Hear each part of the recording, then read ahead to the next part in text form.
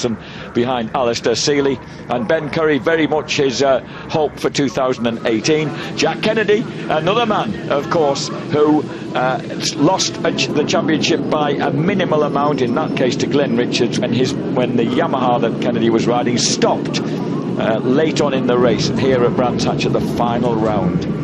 So all sorts of tales of triumph and tribulation to report about these guys, and there's a sprinkling of rain on our commentary booth, which is actually the same view as this camera's getting. He's on the roof alongside us. We're looking down there, so the rain is at the entrance to paddock, which they're about to hit now as Ben Curry gets a good start. And look at Rispoli.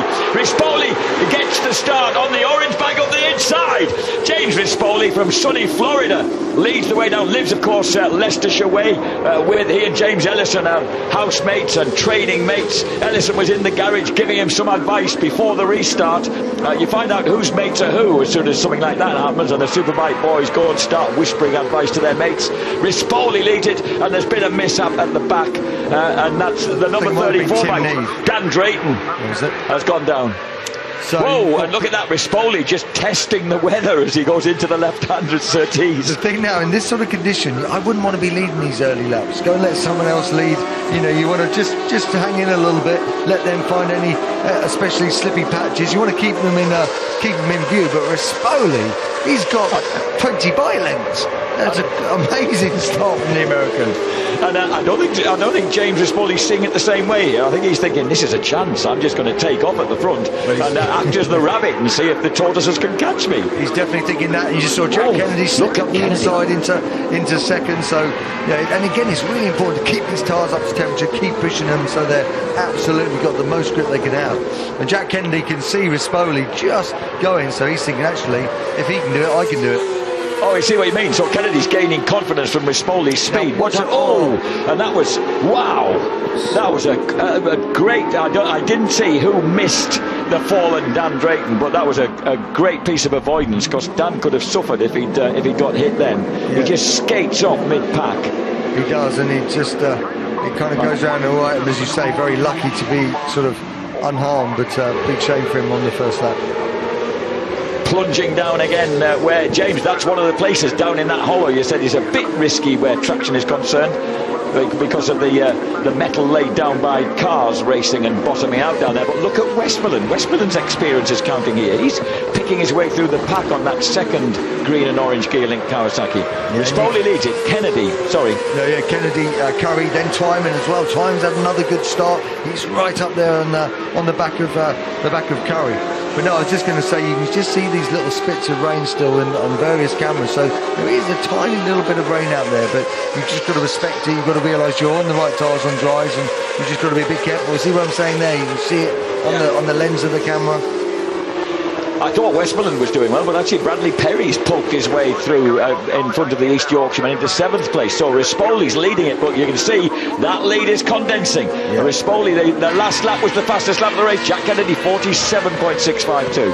Now remember, they were doing 46s, so 47s, as you can see, they're running about a second slower, 3/4 of a second slower. That's not bad, is it, when you consider how slightly, like you were saying, the psychological effect, not costing them too much. No, it's not. And Kennedy's looking threatening now. He is indeed. He's going to almost certainly make a move. He's going to try and get a good run out of here. He's going to move to the inside, the right-hand side, and he's going to just go up the inside into here. Whoa! Wow. Really close there. He's going to go wide. Oh. God, I tell you, that would look for a second there. I just wasn't sure there was going to be the room. Oh, and he's not going to get back in for Druids. Yes, he is. Wow. Now we got a battle on. So Kennedy, Rispoli, Curry, just easing away from Twyman in fourth, who's having a strong ride. Behind Twyman is Jones, Kennedy, Perry, Westmoreland, Dixon and Wigley rounds out the top 10. This is like the James Rispoli we saw a couple of seasons ago in Supersport. He was a real challenger before he moved on to Superbike and kind of disappeared into the pack. So it's really good to have the flying Floridian back in this.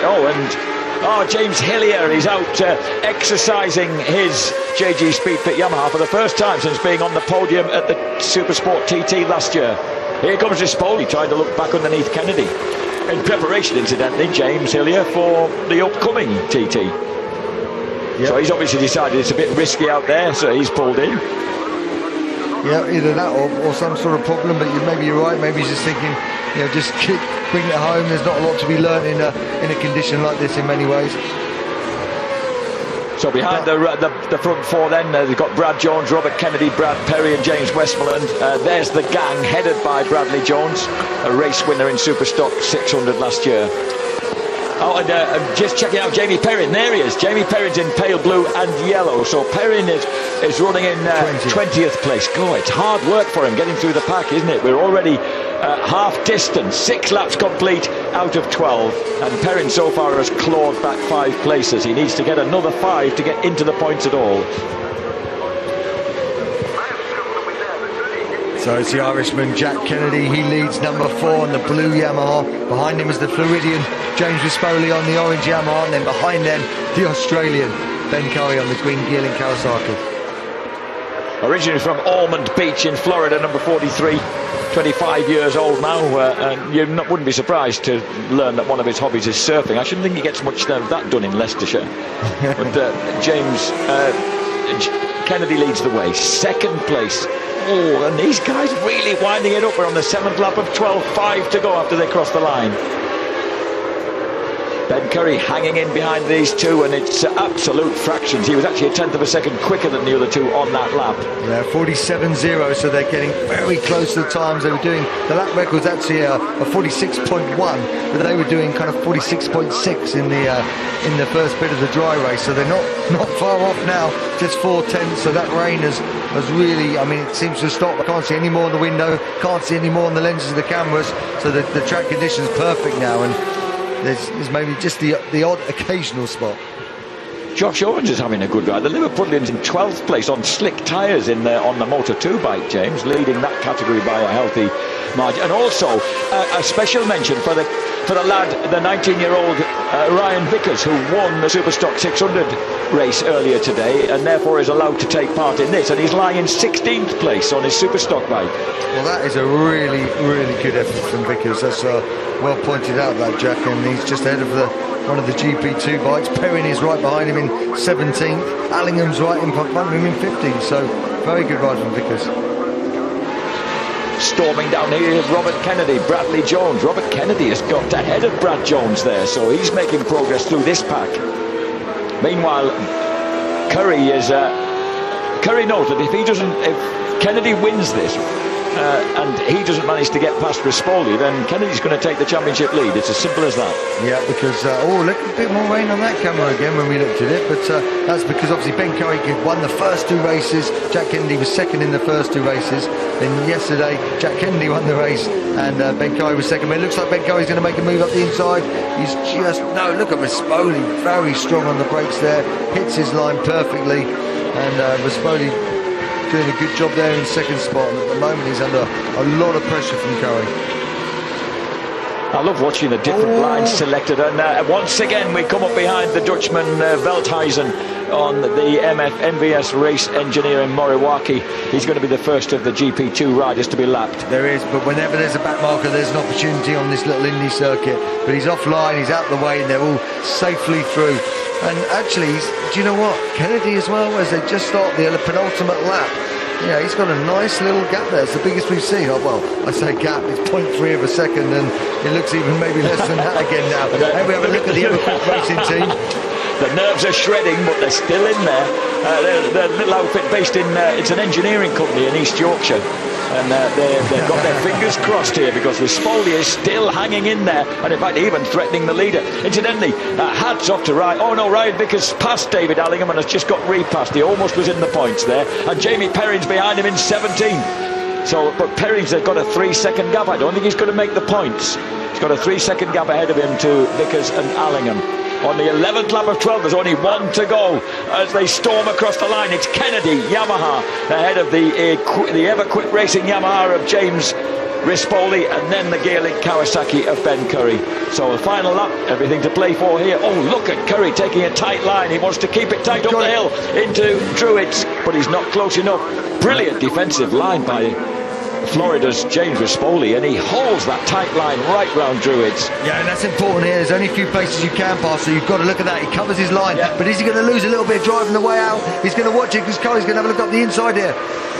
Oh, and he's just, he was desperate to do it, but now it's all down to the last moment. Mind you, he almost drafted Jack Kennedy across the line yesterday. It's a long run to the finishing line. We're on the final lap.